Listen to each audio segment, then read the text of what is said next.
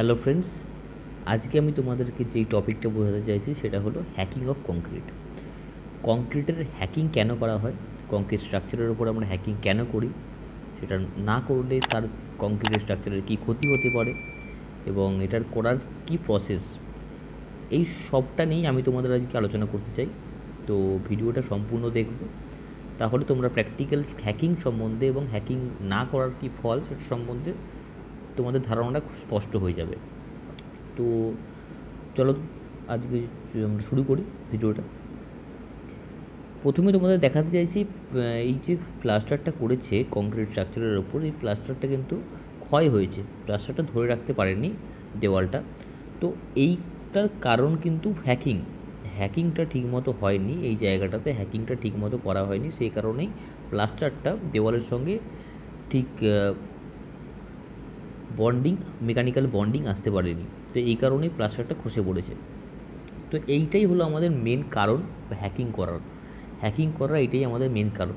তো হ্যাকিং করার বিভিন্ন স্টেপ থাকে, বিভিন্ন পর্যায়ে থাকে, এবার আমরা সেটা দেখব। আমরা হোয়াই হ্যাকিং ইজ ইম্পর্টেন্ট, যেটা আমরা এর আগের স্লাইডেও আমরা তাই নিয়ে আলোচনা করলাম, যে it's help to hold motor while plastering. আমরা যখন প্লাস্টারিং করব, তো প্লাস্টার করার আগে আমাদের যে কংক্রিট স্ট্রাকচারটা, আমরা জানি যে কংক্রিটিংয়ের পরে আমরা যখন ফর্মওয়ার্কটাকে ডিসার্টারিং করি, তো ডিসার্টারিং করার পরে সেই ফর্মওয়ার্কটার যে আমাদের খুব এই মসৃণ থাকে, ফর্মওয়ার্কটা মসৃণ থাকার জন্য আমাদের কংক্রিটের সারফেসটাও খুব মসৃণ হয়। তো মসৃণ হওয়ার একটা যেমন দেখতে মানে অ্যাস্থেটিক্যালি কংক্রিট স্ট্রাকচারটাকে দেখতে খুব সুন্দর লাগে, কিন্তু তার একটা ডিসঅ্যাডভান্টেজ হলো তার উপর দিয়ে আমরা যখন ব্লক ওয়ার্ক কিংবা ব্রিক ওয়ার্ক করতে যাব কিংবা প্লাস্টারিং করতে যাব, সেখানে একটা মেকানিক্যাল একটা যে বন্ডিং থাকার কথা সেটা কিন্তু থাকবে না বন্ধুরা। এই মেকানিক্যাল বন্ডিংটাকে আনার জন্যই আমরা কী করি, হ্যাকিং ব্যবহার করি। হ্যাকিং মানে এটাকে লোকাল ল্যাঙ্গুয়েজে বলা হয় টাচা। লোকাল ল্যাঙ্গুয়েজে এটাকে টাচা বলা হয়। মিস্ত্রিরা এবং যারা মানে কাজ করে তারা কিন্তু হ্যাকিং বলে বুঝতে পারবে না, সেখানে আমরা টাচা এই কথাটা লোকাল ল্যাঙ্গুয়েজটাতে ইউজ করতে পারি। তো it's help to hold motor while plastering. আমরা যখন প্লাস্টারিং করব তখন সেই প্লাস্টারিংয়ের মোটরটাকে হোল্ড করে রাখা, মানে প্লাস্টারটাকে ধরে রাখার ক্ষমতাটা একমাত্র হ্যাকিংয়ের দ্বারাই সম্ভব। এই জন্য আমরা হ্যাকিংটা করি বন্ধুরা। তো এর পরের স্লাইডে দেখবো আমরা সাম ইম্পর্টেন্ট পয়েন্ট অন হ্যাকিংয়ের কিছু ইম্পর্টেন্ট পয়েন্ট যেগুলো আমাদের জেনে রাখা খুব দরকার।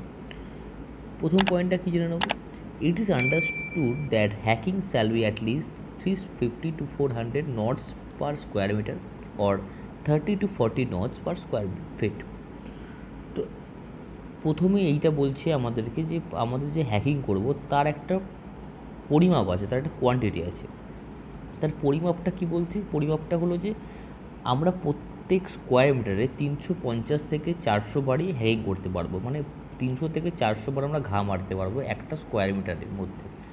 এটা ম্যাক্সিমাম লিমিট বন্ধুরা। আর যদি আমরা স্কোয়ার মিটারে হিসাব করি তাহলে 30 থেকে 40টা হ্যাকিং আমরা করতে পারবো। Hacking should be start after 3 days of deshuttering of concrete structure. Hacking আমরা যে কোনো কংক্রিট স্ট্রাকচারে ডিসার্টারিংয়ের পরে 3 দিন পরে, মানে 3 periods অফ ডিসার্টারিং, 3 দিন পরে আমরা হ্যাকিংটা শুরু করতে পারবো, তার আগে নয়। তার আগে যদি আমরা শুরু করি প্রবলেমটা সেখানে হয় যে একটা হেয়ার ক্র্যাকিং শুরু হয়ে যায়। কংক্রিট স্ট্রাকচার তখন গ্রিন থাকে, তখন খুব লাইট, তখন তার সারফেসটা খুব স্মুথ থাকে, এবং তার উপর দিয়ে আমরা যখন হ্যাকিং করি সে কংক্রিটের মধ্যে স্ট্রেংথটা অনেক কম হয়, এবং ওই সময় স্ট্রেংথ বেশি থাকে না বলে কংক্রিটের মধ্যে কী হয়, একটা ক্র্যাকিং শুরু হয়ে যায়। সেটা খুব বাজে, কংক্রিটের এফেক্টের জন্য খুব বাজে। তো কংক্রিটের ইনিশিয়াল স্ট্রেংথটা আসার পরে, মানে 3 দিন পরেই আমরা তার উপর হ্যাকিং শুরু করবো বন্ধুরা। তো নেক্সট পয়েন্ট দেখবো আমরা কি, ইনস্ট্রুমেন্ট ফর হ্যাকিং অফ কলম। আমরা কী কী ইনস্ট্রুমেন্ট ইউজ করবো এবং তার কতটা মাহাত্ম্য। প্রথমে আমরা দেখে নেবো হ্যামার, যেটা ম্যাক্সিমাম সাইডে, লোকাল সাইডে, বিভিন্ন জায়গায় যেখানে ছোটো স্ট্রাকচার কংক্রিটের সেখানে আমরা হ্যামারে আমরা ইউজ করি। তো by using hacking hammer we can achieve indent size of 25 mm depth, 5 mm length and 5 mm wide.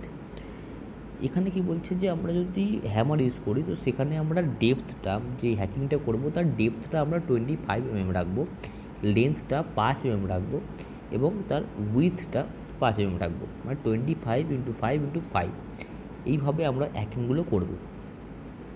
R by using angle গার্ডার, তোমরা এখানে দেখতে পাচ্ছ অ্যাঙ্গেল গ্রাইন্ডার বলতে এখানে তোমরা ছবিটা দেখতে পাচ্ছ, যেখানে অ্যাঙ্গেল গ্রাইন্ডার কী জিনিস তোমরা সাইডে যদি দেখতে পাও, তো যদি অবশ্যই তোমরা দেখেছো হয়তো, কিন্তু তার নাম তোমরা হয়তো শুনেছো অনেকবার, বিভিন্ন রকম নাম শুনেছো, কিন্তু এর অ্যাকচুয়াল নাম হলো অ্যাঙ্গেল গ্রাইন্ডার। এই মেশিনটা দিয়েও আমরা কিন্তু হ্যাকিং করতে পারি। এই মেশিনটা দিয়ে হ্যাকিং করলে খুব তাড়াতাড়ি হয়। এখানে যেখানে মাস স্ট্রাকচার থাকে আমাদের, সেখানে আমরা এই মেশিনটা ইউজ করি, খুব তাড়াতাড়ি র্যাপিডলি আমাদের হ্যাকিং প্রক্রিয়াটা সম্পূর্ণ হয় বন্ধুরা। তো এখানে আমরা দেখে নিলাম হ্যাকিংয়ের টোটাল বা কনসেপ্টটা। এইবার আমরা একটু প্র্যাকটিক্যালের দিকে নজর দেবো, যে প্র্যাকটিক্যালি আমরা হ্যাকিংটা কী করে করি।